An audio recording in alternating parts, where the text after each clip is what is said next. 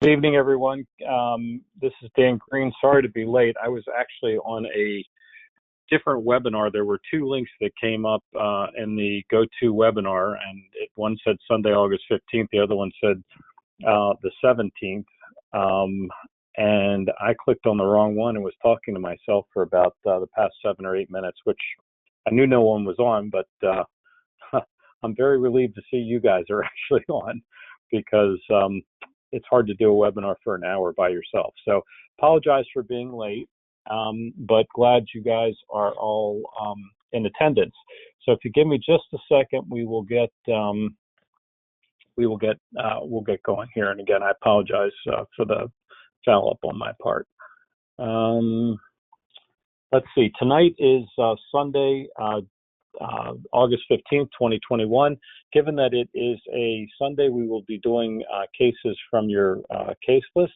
So I would ask, if you want to be in the hot seat, please raise your hand. If not, I will volunteer you guys. And yeah, we will get going then. Ashley, good, thanks.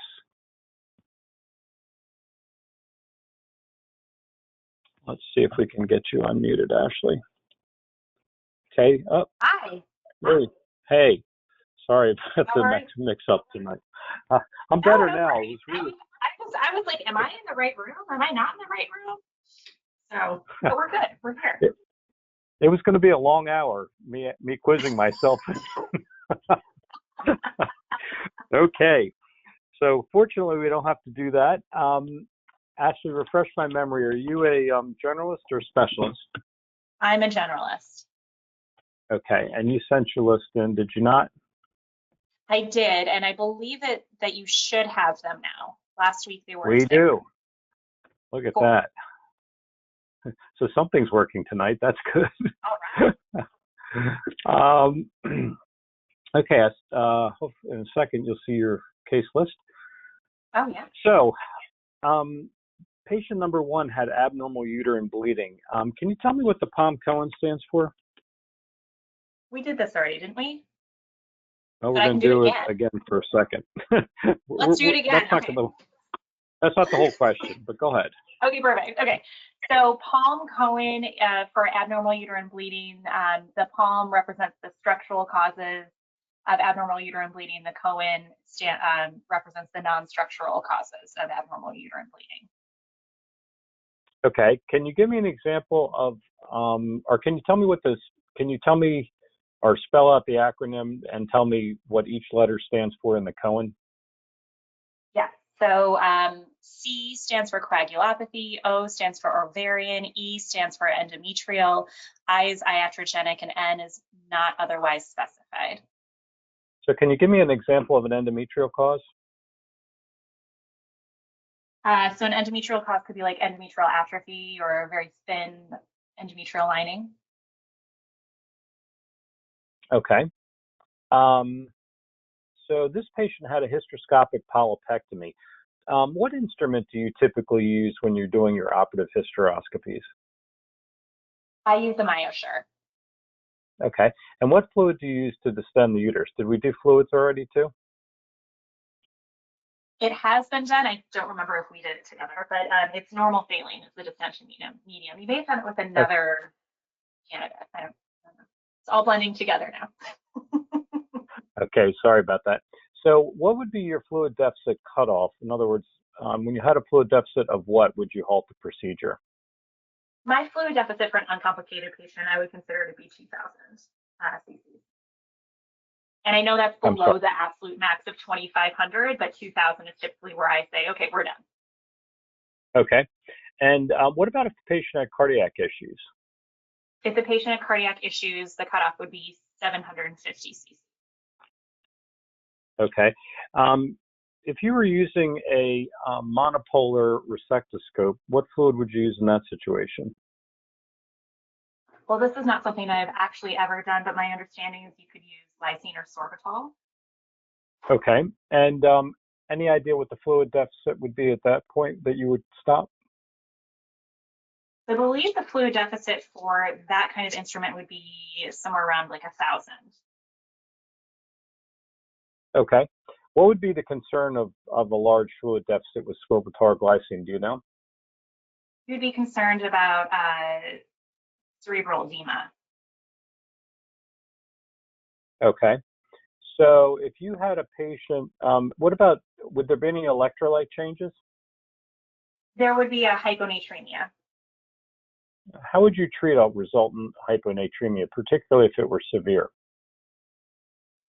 A severe prolonged hyponatremia would require the patient to be, well, first Lasix is a very good place to start, but then also hypertonic saline could be infused with the correction happening slowly so as to not cause cerebral pontine demyelinization. I'm sorry, to not cause what? Cerebral pontine cerebellar pontine demyelinization. Okay. What is central pontine myolitis? The thing that I was trying to say.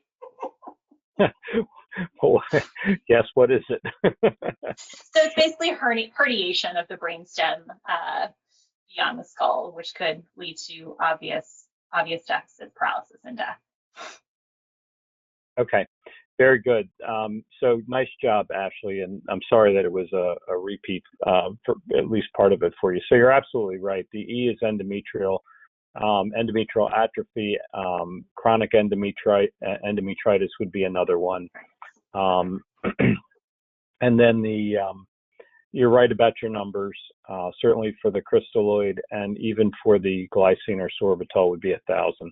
And it is severe hyponatremia. In the short term, people would experience potentially seizures.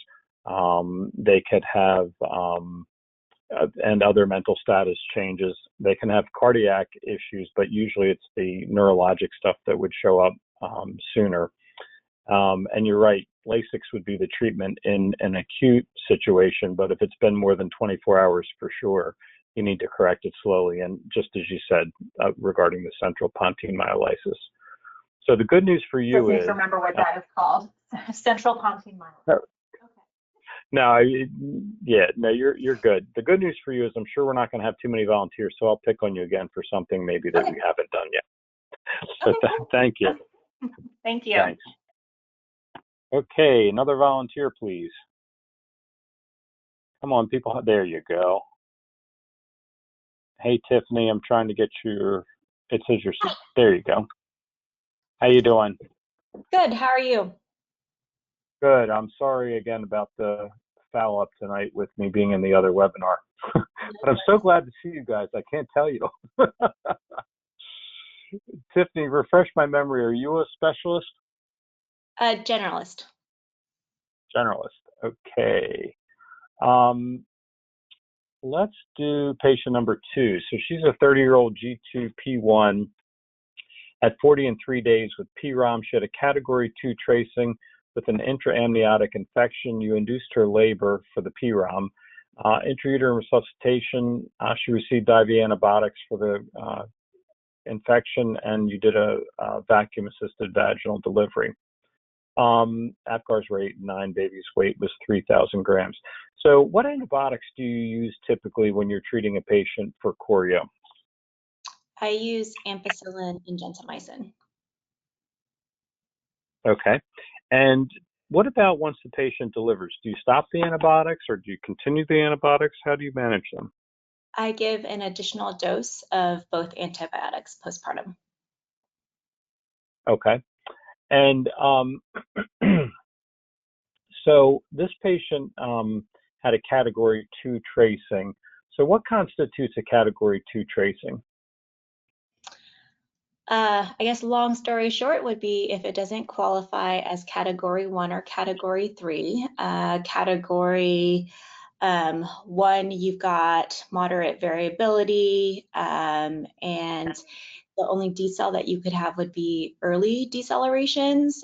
Category 3 would be absent variability with recurrent late or variable decelerations, as well as if there's a sinusoidal pattern,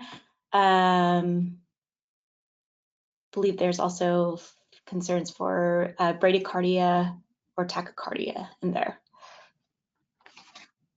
Okay.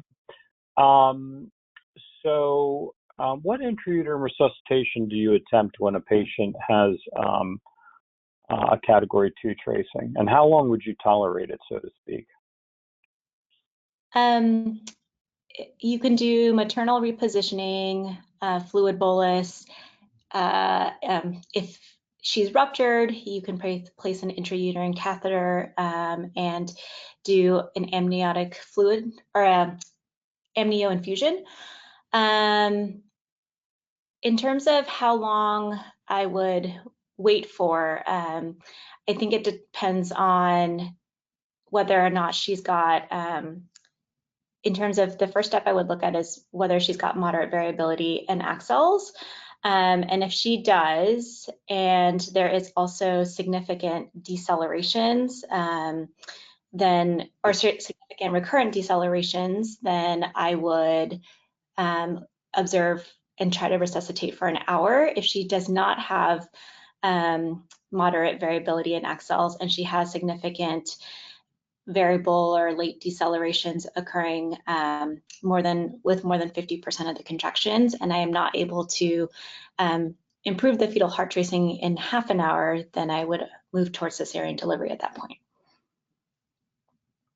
Okay, what could you do to try to improve the variable decelerations? Amnio infusion, in addition to like maternal repositioning, fluid bolus. Okay. This patient, you applied a vacuum. What's the highest station you would apply the vacuum? +2 station is the high station that you can apply a vacuum. Where on the fetal scalp do you apply the vacuum?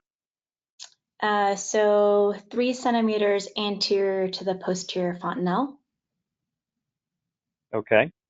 And what are neonatal complications of vacuum delivery? So for baby, there's a risk of scalp laceration, cephalohematoma, bruising, subgaleal hematoma, retinal hemorrhage would be the big ones. Okay. So can you tell me, do you do forceps at all in your practice? I do not do forceps. Okay. What are the pros and cons of vacuum versus forceps and vice versa? With forceps, the big con is that there's an increased risk in maternal, like perineal lacerations and like progressing to more severe lacerations and progressing to 4th degrees. With forceps, you are able to use the forceps if the baby's head is not, occiput post, like you have the ability to rotate the fetal head. With vacuum, there is less risk for maternal like tearing, but greater risk for the complications to baby that we mentioned in terms of like cephalohematoma, subgaleal bleeding, and I think the success rate is lower with a vacuum delivery. You also cannot do rotational maneuvers with a vacuum. Okay, you mentioned 3rd and 4th degree with forceps. If you had a patient with a 4th degree laceration, do you give prophylactic antibiotics when you do your repair? I do. Can you tell me how you would repair a 4th degree?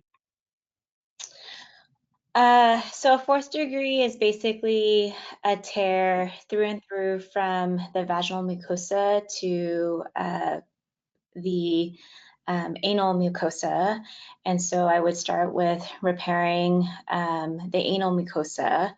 After that, I would find the external anal sphincter and reapproximate that layer and then do the usual second-degree perineal laceration repair. So how would you repair the rectal mucosa? Running, interrupted? What suture material would you use? In terms of repairing the rectal mucosa,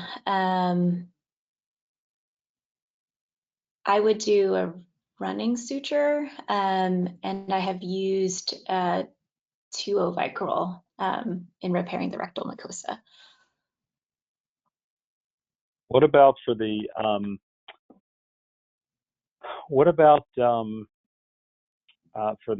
anal sphincter? What would you use there? I would also use the same suture, but in terms of the manner in which I would repair the external anal sphincter, I would grab the two ends, the end on the left side and the end on the right side. And if you kind of like, I don't know, I guess I kind of imagine it like a cylinder that in a donut, I guess. And then if you like turned the ends towards yourself and looked at it as if it was a face of a clock, I would repair both sides, like reattaching the like I guess at 12, 3, 6, and 9 o'clock, and reattach those ends together. Does this kind of make sense?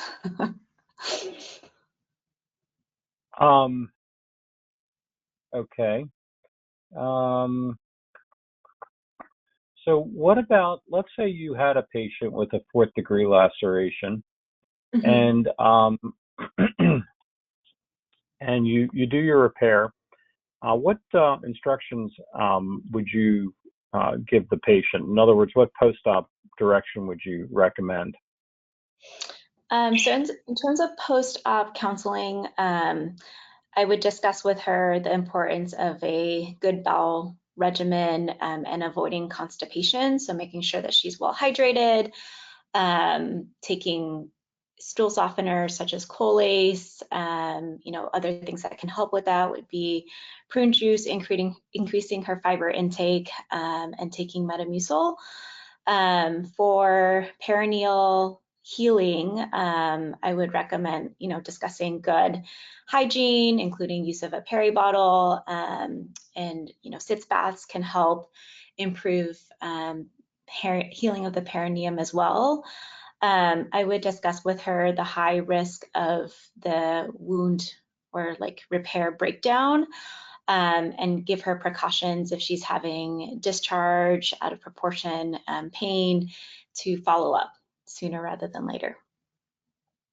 Okay, so what would you do, I'm sorry to keep you in the hot seat so long, but what would you do if, let's say 2 weeks later she comes back to your office complaining of stool coming from her vagina, and you examine her and see there's a total breakdown? What would you do?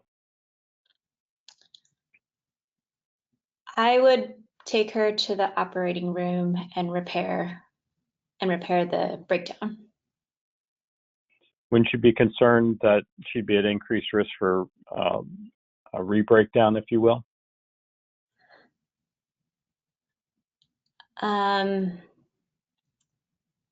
If that's what you plan to do. Yeah. So I believe the options in this scenario would be taking her back to the operating room right away and repairing it, and the alternative would be letting it kind of heal the way it is, and when the integrity of the tissue is better, then repairing it at that point. But I would take her back and immediately and repair it in the operating room. Okay. All right. Very good. Let's talk about this one. So good job on the choreo. In terms of the neonatal complications, I think you covered certainly the big ones. Unlikely to have any kind of fracture of the skull or anything like that, but you could have intraventricular hemorrhage with a vacuum, and I think, I'm not sure if you said scalp bruising or not, but you got certainly the other major ones. In terms of vacuum versus forceps, so you're right. Forceps tend to be more successful. You can use them in acyclitic situations. You mentioned rotation. One thing we didn't mention was using them on preterm infants. So you can't use, as you know, vacuum less than 34 weeks, but you could use forceps below 34 weeks. And again, +2 station. I think that's it for the vacuum versus the forceps. You were right in terms of, less maternal trauma with vacuum, certainly increased with forceps in terms of tears and what have you. So your repair was fine. Don't forget to mention, of course, that you would want to repair the internal anal sphincter as well as the external. So Okay. it's both. And again, you can do a running on the rectal mucosa or it's the perirectal fascia, but you can do a running or you can do closely interrupted, but you want to keep your suture out of the actual rectum itself. So after your repair, you want to check it. You don't want the suture actually going through to the rectal mucosa. Okay. The reason you don't want that is because it could form granulation tissue. So you have to be a little bit careful, and check that. So the antibiotics is optional at this point. I suspect in the future it will become a recommendation. More and more people are doing it, especially with a 4th degree, to a lesser extent with a 3rd degree. So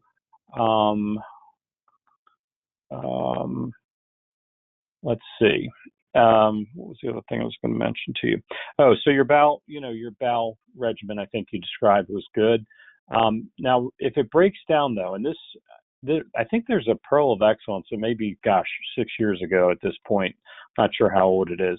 But what you would want to do in the situation of a complete breakdown is you would take the patient to the operating room. You'd start her on antibiotics, and you'd want to debride the tissue.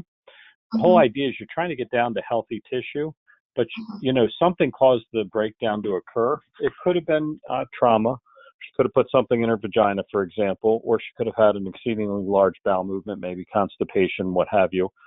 But something caused the breakdown, and chief up there in terms of causes would be infection.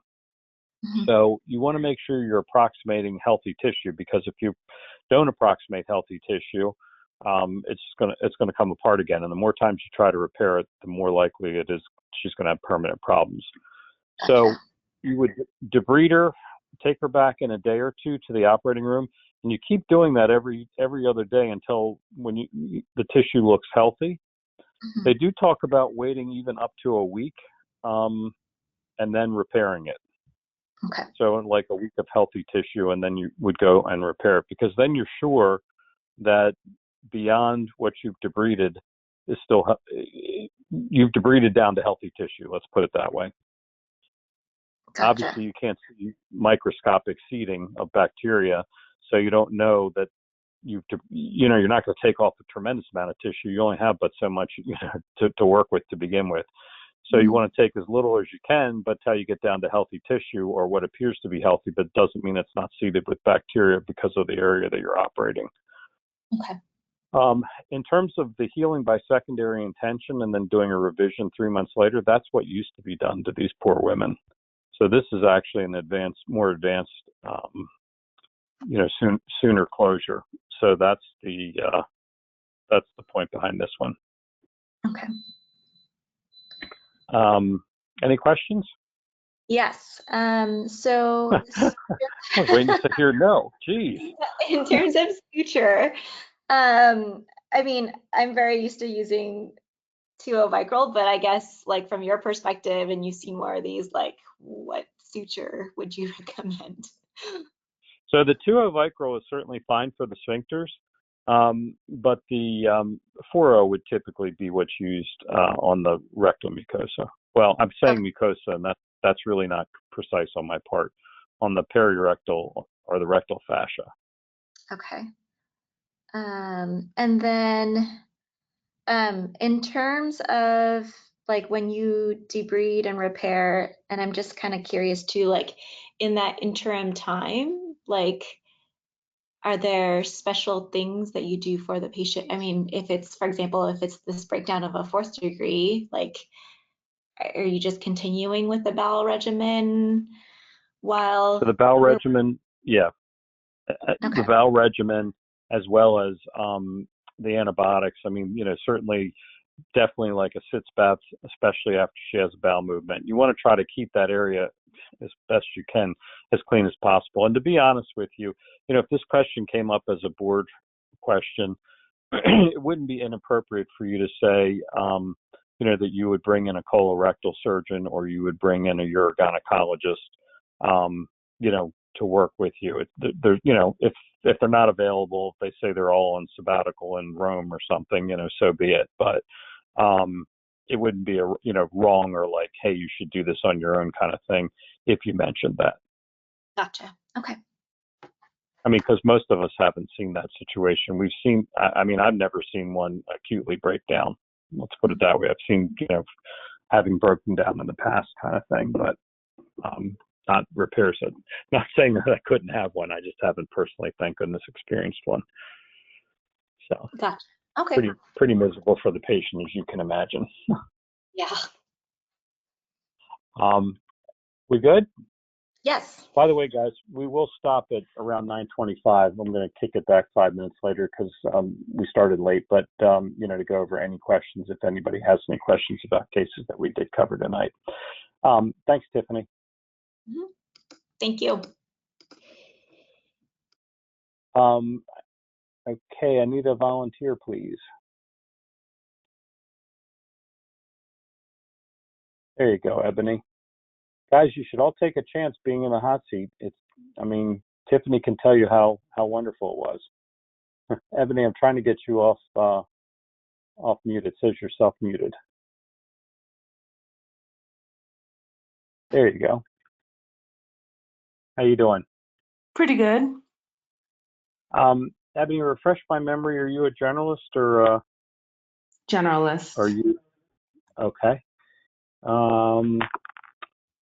So let's see. This is one of my favorites. Have we done smoking yet? No, we haven't. Well, there you go. Don't you feel lucky? All right, so in a second, I'm going to actually show you your list. I was going to say, is that my list? Oh, no. Okay. It is now. Patient number 6 is a 42-year-old G1P1 with abnormal uterine bleeding. She failed medical management. She also has tobacco use disorder. History and physical pelvic ultrasound management options discussed. Endometrial biopsy was done. Ablation is to be scheduled. Tobacco cessation counseling. The endometrial lining is 10 millimeters, and the biopsy was negative. So tell me, Ebony, when you have a patient who's a smoker, how do you counsel them about smoking cessation? I try to establish how long the patient's been smoking for, and whether or not they are interested in quitting. I give them information regarding the importance of smoking cessation and the risk of smoking on their health. And I give them resources to help them quit if they're interested. And I typically have them come back to either follow up with me or with a counselor to help them with their smoking cessation. Okay. So when you tell them, obviously you tell them, I'm sure, the dangers of smoking, not that they haven't heard certainly some of them. Right. From a gynecologic standpoint, so we know, for example, smoking causes lung cancer, but that's not GYN specifically. How do you counsel them with respect to the risks from a gynecologic standpoint? I explain to them that it also increases the risk of cervical cancer as well. Okay. Anything else? And ovarian cancer, I believe. Do you know which one?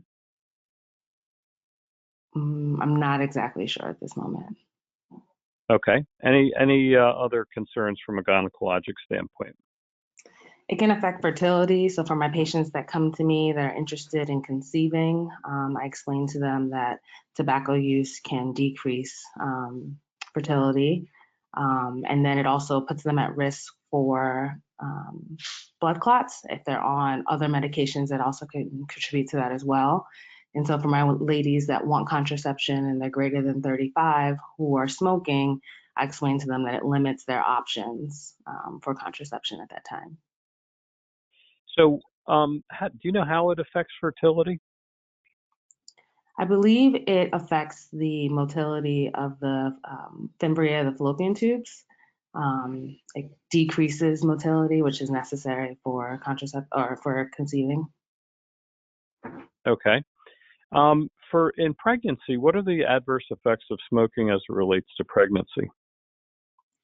The biggest risk with smoking is concern for small gestational age fetus. And if the patient has asthma, concurrent asthma exacerbations. Any other risk, let's say, to the neonate when he or she goes home? I believe, and from where I am now, we have a lot of patients that are substance use disorder as well as tobacco use, and we find that those babies that are born to those moms also have issues with transitioning and with substance. I don't want to say withdrawal. The word is not coming to my mind right now, but they have issues with weaning off of tobacco as well as substances. Okay. So if you have a patient, let's say this patient were in fact pregnant, and you're counseling her about the dangers of smoking, what smoking cessation medications or aids could you recommend for her if she were pregnant, or would you recommend? Well, once I assess her willingness to quit, and if she's interested in medical therapy as well, I do offer, depending on other symptoms that might be present, if the patient has a history of depression or is expressing depressive-like symptoms, and I can offer her wellbutrin.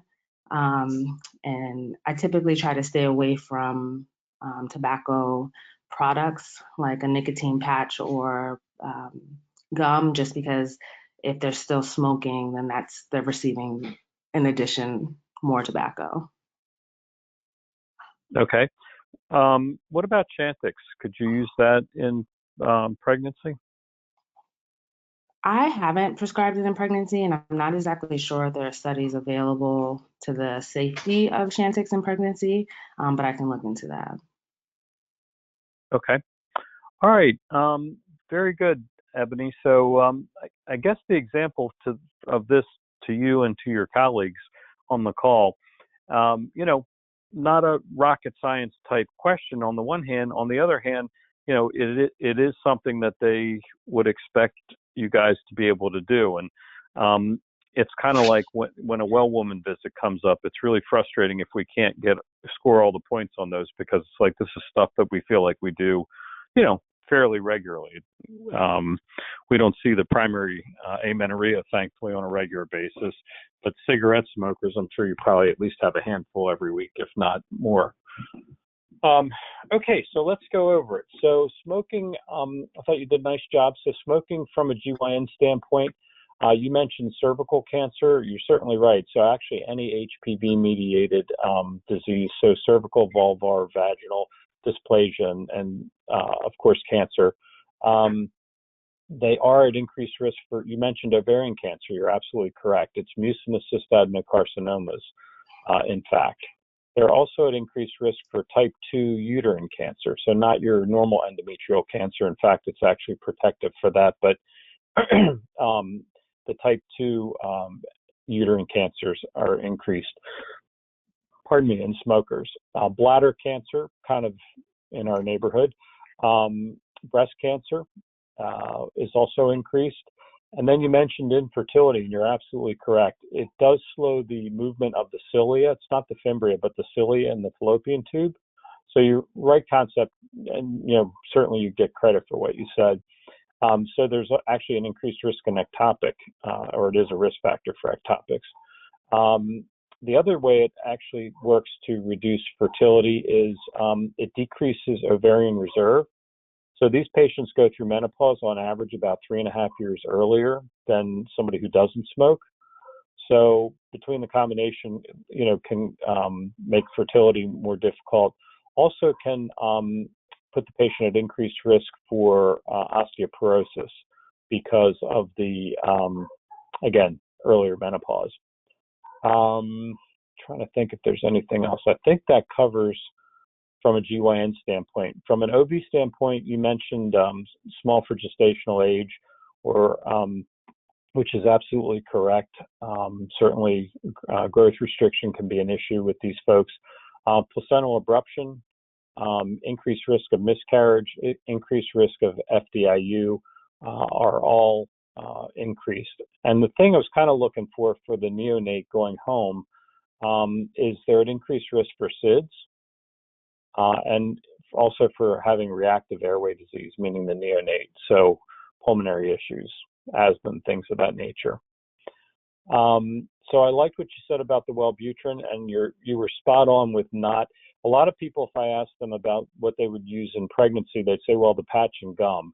But you're absolutely correct. The concern about the patch and the gum is that the patient's not going to cut down on her smoking. So now she's getting even more nicotine because she's not cutting on her smoking, yet she's using the gum or the patch. So wellbutrin would be an acceptable choice. Chantix, the information is a little scanty, but it's still thought that the benefits outweigh the risks. So it is something that you could prescribe with caution, at least at this point. But you're right, the data is very limited. Any questions, Ebony? Not right now. Okay, very good. Thank you for volunteering. Thank you. Sure.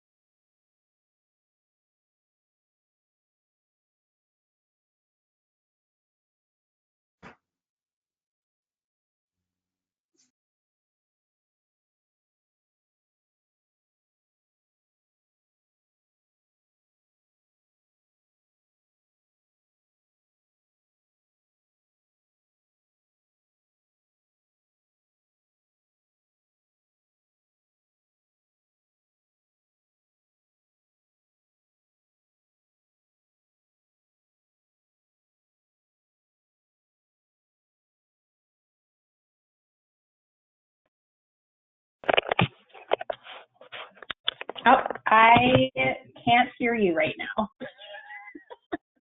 Hold on. All right, sorry. No, sorry about that. Maria, Okay. Ashley, give me a second. Maria, it says you're self-muted. Do you want to try to unmute yourself? There you go. Ashley, I'm sorry. We got Maria now. Oh, no worries. Thank you. Thanks, Maria. Sorry, I was giving you instructions, but I was giving them to myself. I'm having one of those nights, you guys. Something to look forward to when you guys turn into old geezers like me. Are you a generalist, Maria? Yeah. Okay. Let's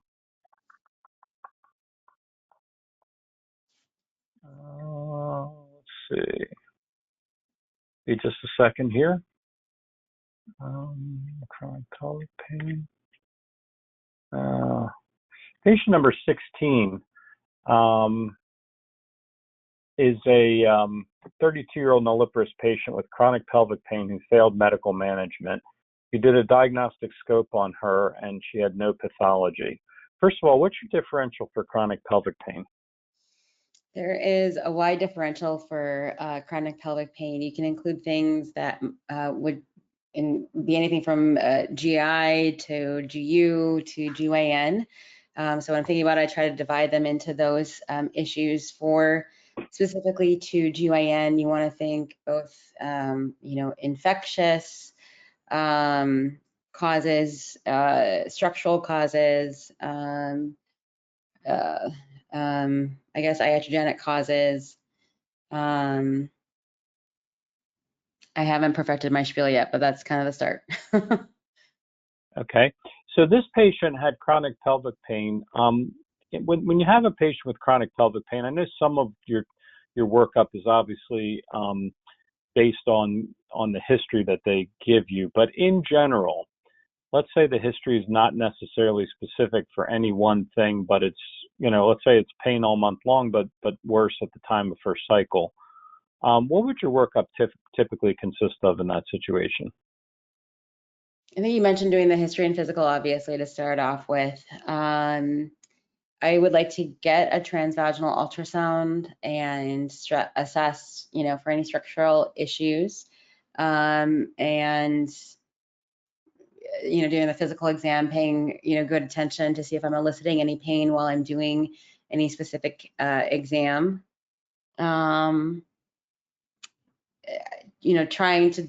Trying to do, I guess, minimal interventions in the beginning to sort of tease out, what is or isn't possibly the cause. And I do like to start off with some form of medical management to see if there's any improvement, and typically have the patients return in about 2 months to assess and see where they're at. So for this particular patient, what was your working diagnosis after doing her history and physical and whatever initial workup you did? I was concerned that she had endometriosis. Okay. So do you recall, or in general, what medications would you try for a patient you suspected had endometriosis? I typically like to use things that don't have estrogen in it, so things that have, obviously that are progestin based.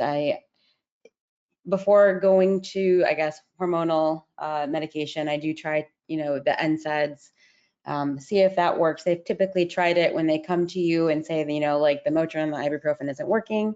But then I would encourage them to try to obtain, or at least allow us to place an levonorgestrel IUD, the Nexplanon if they won't take the IUD, Depo, and at the very least, even progestin-only birth control pills, contraception. So, what's wrong with giving somebody combined birth control pills?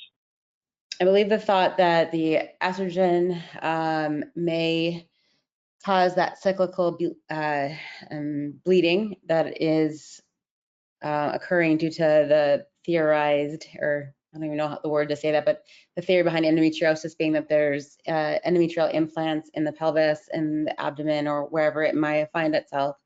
And by giving the combined pill, that would cause the cyclical pain. And the progestin would essentially shut that down and prevent the shedding causing the pain. What about if you gave them continuous birth control pills? In theory, that would probably be a good idea. I typically tried to use the progestin-only methods, having had more success with that. Okay. Is treatment of endometriosis, is that one of the uses of birth control, combined birth control pills? I'm sorry? Is treatment for endometriosis one of the indications for, or one of the uses of combined birth control pills? I believe it is. So basically, whatever it is you used on this particular patient, it didn't work, and you proceeded to doing a diagnostic laparoscopy. And since you have no pathology listed there, I'm assuming the scope was negative. Is that correct? That is correct. So what did you do with this patient after the surgery then?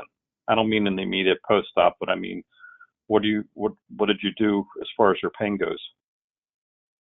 Well, I discussed with her the findings of the diagnostic laparoscopy, which she knew would be a chance that we wouldn't see any pathology. Based on her history, I said that even though we can't say this is endometriosis confirmed by laparoscopy, we could still try the methods that we would use to treat endometriosis and or pelvic pain. I believe in this specific patient, I did encourage her to first, or at least to next, try pelvic floor physical therapy. Okay, so when you said, you would treat her potentially as if she had endometriosis still, I mean, you just told me she failed medical management, which I assume was some progestational agent, since you were thinking that she had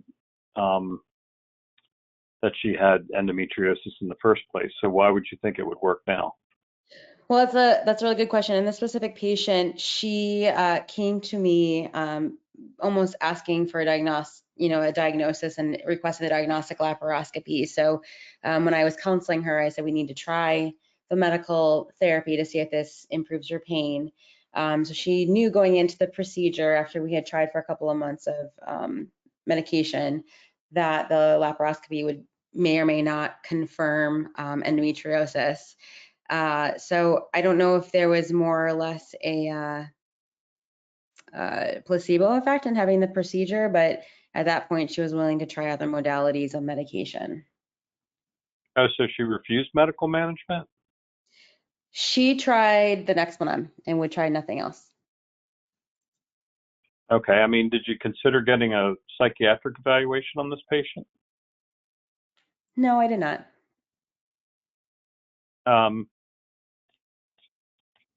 If the pelvic floor physical therapy doesn't work, what would you do next?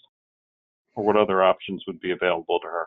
Well, I was hoping the pelvic floor physical therapy would go in conjunction with any sort of medical therapy, and I would again reevaluate her desire for an IUD. Would you ever use like a GnRH agonist to see if that improved her pain, kind of as a mini test? Yeah, that's a good idea. The Elagalox, I could certainly would want to save that, since the amount of time that you can use that is for such a limited use. But I guess that, having not done that yet in my practice, that would be a good idea to see if that was treating her pelvic pain. Okay. All right. Very good. Thanks, Maria. So, this is kind of a tough, not this specific case per se, but this topic can be tough for folks. When you have chronic pelvic pain, they fail medical management, you do a scope and you don't find anything. And it's like, now what? And sometimes candidates will say, well, now I'm going to send her to the urologist for a cystoscopy to see if she's got, interstitial cystitis.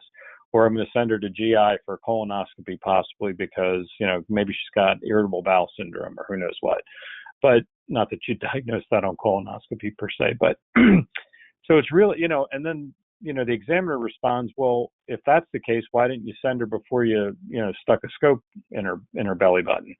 So it's a little bit of a slippery slope to explain one like this. Hey, I tried medical management, it didn't work. So your pelvic floor physical therapy is certainly a reasonable post-op, if you will, approach. A pain center would be less optimal, but certainly another approach. And the other thing you could always say is you could try, encourage the patient to have a trial of an SSRI therapy. About 40 to 50% of patients that try an SSRI have some improvement in their pelvic pain. So there are three kind of things you can do after the fact, if you will, if you end up with one of these negative laparoscopies. But when people say, oh, I'm going to put her back on, birth control pills or whatever it was that, it's like, well, geez, it didn't work pre-op. What makes you think it's going to work post-op, kind of thing? Does that make sense? Yeah, absolutely. I mean, I can't believe the questions you got out of those 4 lines. It's crazy. Well, and when you're in the hot seat, you're not sure. It's not that you're not sure what you're saying, but you're not sure how it's being received. It really makes it, that much more difficult. I mean, even the patient above that's 25 with chronic pelvic pain, she doesn't have failed medical management, but she had the hemosiderin deposition. So, she probably had some endometriosis, but let's say that had come back negative. At least in her case, she had a lysis of adhesion. So you could say, well, hey, she was feeling somewhat better after, most likely was the adhesions, but this lady's got nothing. I have a quick question, if you don't mind, about the lysis of adhesions. We were always taught in residency that the theory behind the lysis of adhesions is that you're restoring normal anatomy, therefore, I guess, potentially helping treat pelvic pain. But I can't recall where, but I thought that was not a reason to do lysis of adhesions. So that's a great question. So if somebody has filmy adhesions, it's probably not causing them significant discomfort.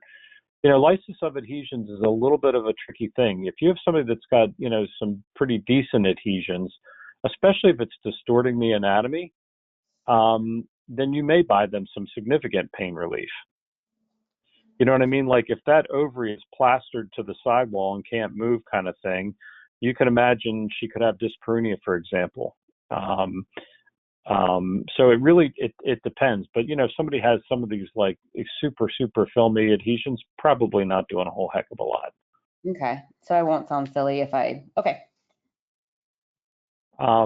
Yeah, I mean, you know, and quite honestly, you and I both know that sometimes there's the therapeutic diagnostic laparoscopy where the patient, you know, is real, her, you know, best friend's sister twice removed on her grandmother's side was diagnosed with, you know, ovarian cancer. And so she's got a closet worry that she's got ovarian cancer, and you show her the pictures from the laparoscopy and suddenly she feels much better.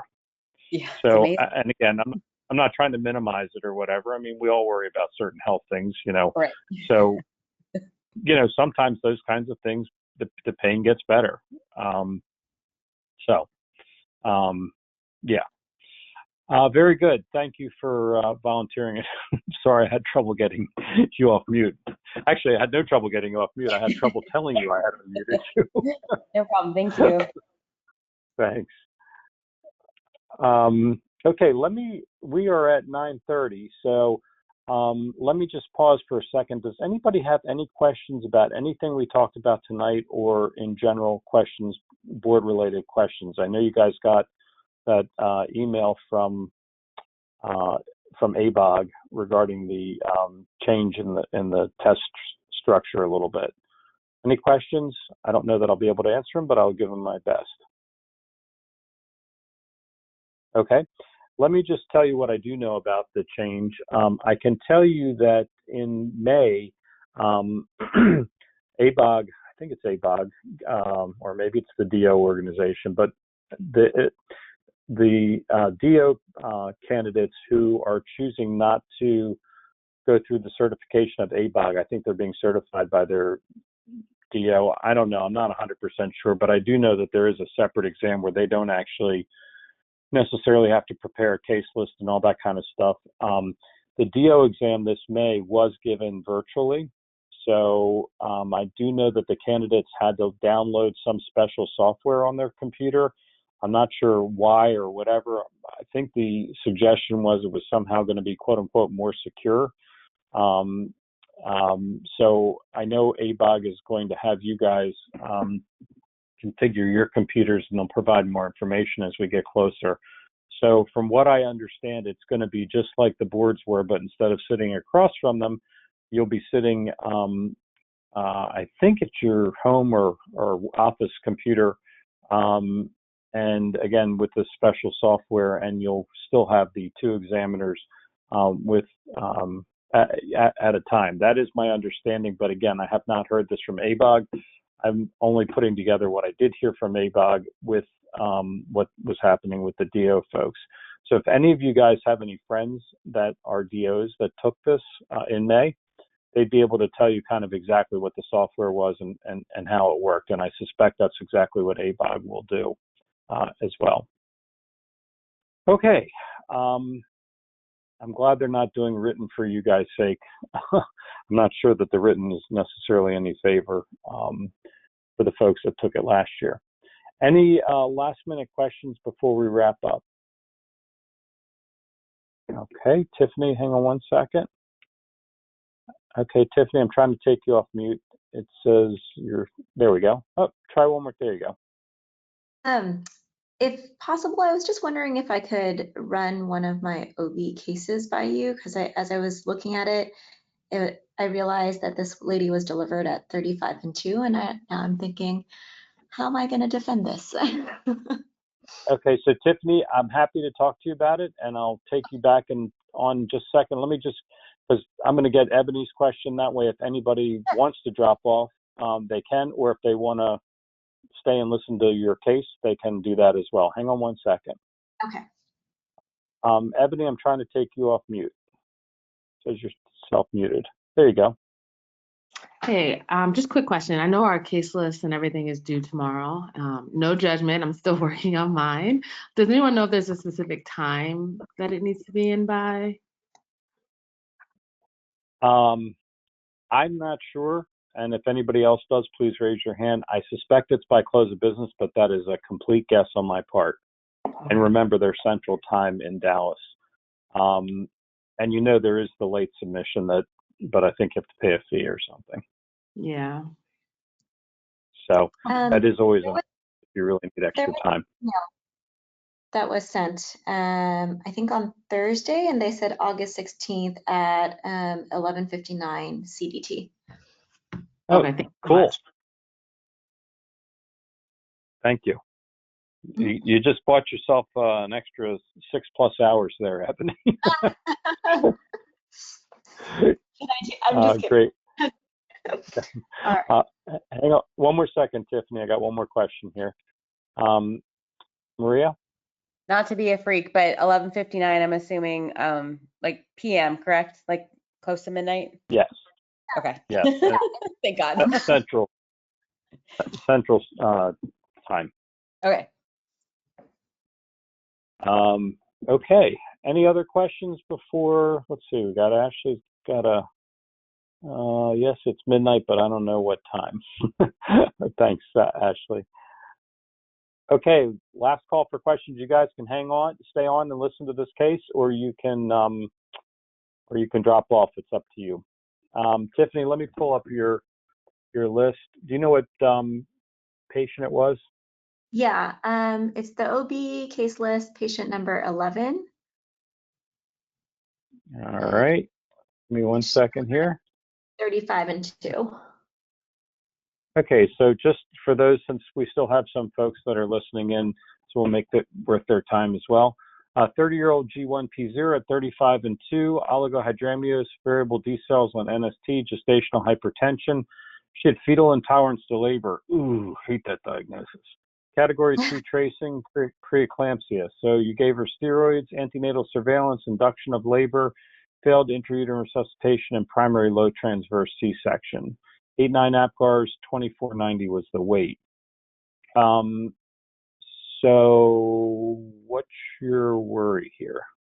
Yeah, so fetal intolerance to labor. so I took that out. I changed it to category 2 tracing, and so this patient had like I can't remember if it was low or elevated, but abnormal AFP. So she was getting antenatal surveillance, and then she had oligo, and she was admitted to the hospital for observation. Ended up having variable D cells, but technically oligo and variable decelerations in itself, I don't like. In this case, I'm thinking, and it was my partner who had decided to induce her, like, shouldn't a BPP have been done if there was concern and need for delivery? And even if a BPP was done, worst case scenario, -2 for oligo, -2 for a non-reactive tracing, which would have still been like 6 out of 10. So in that case, being less than 37 weeks, technically she could have had a repeat BPP in 24 hours. And oligo in itself would have been like you would deliver at 36 weeks to 37 and 6. So I'm just trying to. How bad was the oligo? Not that bad. Technically it was oligo, but if you're going by textbook criteria, yeah, it wasn't like 0 or like by any means. So it had been low, and I feel like this was kind of a soft call, and I don't know if a way to defend myself would be to say, like, my partner decided to induce her and she was AROM'd by the time I came on, so I continued the induction of labor, the tracing got worse, failed intrauterine resuscitation, and then hence the primary C-section. And then if I had managed her, I guess I would have done a BPP and kind of managed her the way that I had previously mentioned. However, if it was a really bad tracing with like minimal variability and like recurrent lates or variables, then I would have tried intrauterine resuscitation and moved forward with the cesarean delivery if that hadn't worked. Yeah, so, well, let me ask you a question. So the gestational hypertension, was that getting any worse? How was that behaving? She declared herself with preeclampsia postpartum, but it wasn't like she had severe range blood pressures requiring like resistant to treatment and needing immediate delivery type of thing. No, I get it, but I guess here's how I would look at this case. I mean, I see that she's got oligohydramnios. She is 35 and change. You did give her steroids. Now, did you deliver at 35 and 2, or did she come in at 35 and 2 and have a 6-day length of stay? No, she was delivered at 35 and 2, and she was admitted Okay. like the day before. 34 and okay. Yeah. Or 35. Okay. Yeah, I mean, look, when I look at this, she's got gestational hypertension. She's got oligo. I'm thinking, well, the oligo may be because of the gestational hypertension. She's 35 plus weeks. She did get steroids. Obviously, there was not a tremendous amount of reserve for the baby because, I mean, the variables, okay, that's from the oligo, but the category 2 tracing, particularly if it's persisting and failed intrauterine resuscitation, I mean, this doesn't stand out to me like a sore thumb. I mean, the BPP of 6, if it were 6 out of 10, I probably would have repeated it in about 12 hours personally. But, I mean, there's something going on with this patient. And, you can make a case for, winning the battle but losing the war. So, sometimes it's, you've got to use your judgment and put everything together, and you can't just apply it necessarily a specific recommendation that's kind of in isolation. So I think, it's certainly reasonable if you're really uncomfortable about it, and they ask you about this case, how come you induced her at 35 and 2? My partner was actually following this patient. I assumed, duty, when I came on call at 5 o'clock, she, was ruptured and whatever. And, if I'd been managing her, I would have, repeated her biophysical profile the next day. But this is what this is what was being done. I mean, that happens all the time, to be honest with you, because, a lot of us take call for, especially if you're in a faculty type practice, at a teaching facility, and you come on call at 5 o'clock. I mean, it just happens. So I wouldn't be terribly worried about this case. Okay. All right. I think my concern is just, do you see there being any like kind of nitpicking based on like, like nitty gritty, like BPP, this scenario versus that scenario, how bad the tracing was, and like trying, like in the line of questioning with oral boards where it's like, it's the slippery slope and they ask you what you would do in each scenario type of thing. And like, when would you section? I think that's my concern. Yeah, no, they certainly could. I mean, the oligo and the gestational hypertension obviously go together, and the variables go with the oligo. So all that kind of makes good sense, but they don't know how bad or not bad her gestational hypertension was or her oligo. Okay. I mean, when I'm seeing oligo at 35 weeks, especially in the face of hypertension, I'm thinking that, hey, this lady ain't gonna make it to 39 weeks. And quite honestly, she may, not going to make it to 37 weeks. It really just, depends. And as it turns out, again, I'm exaggerating here a little bit, Tiffany, but, you kind of did a contraction stress test on her of sorts, or an oxytocin, an OCT on her, and she had a category 2 tracing when you did.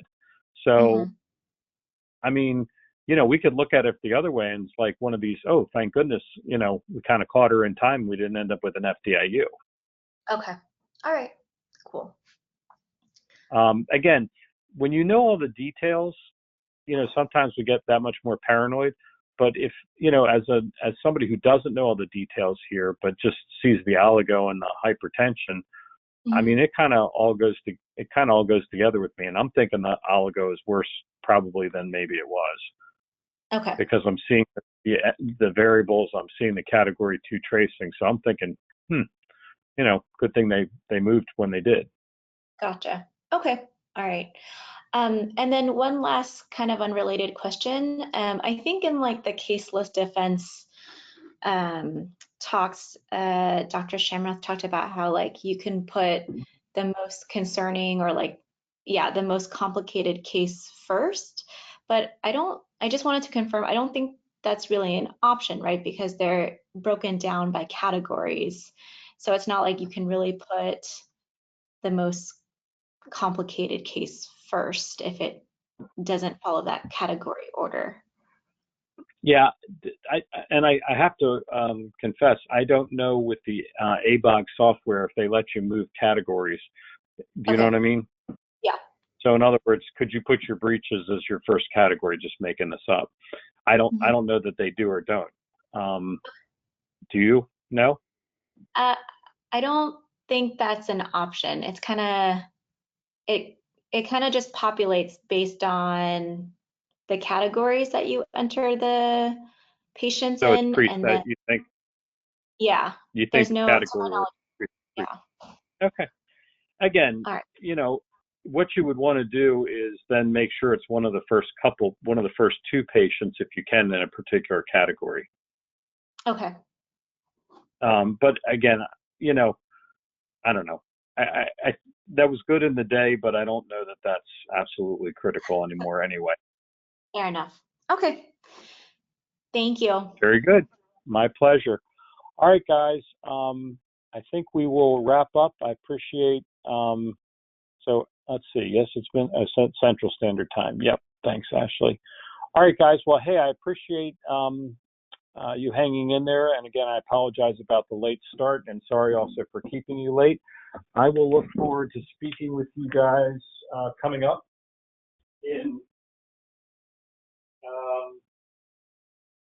I'll look forward to speaking with you guys on the 30th. In the meantime, obviously, you'll have other folks carrying through. I hope you all have a good week, and good night.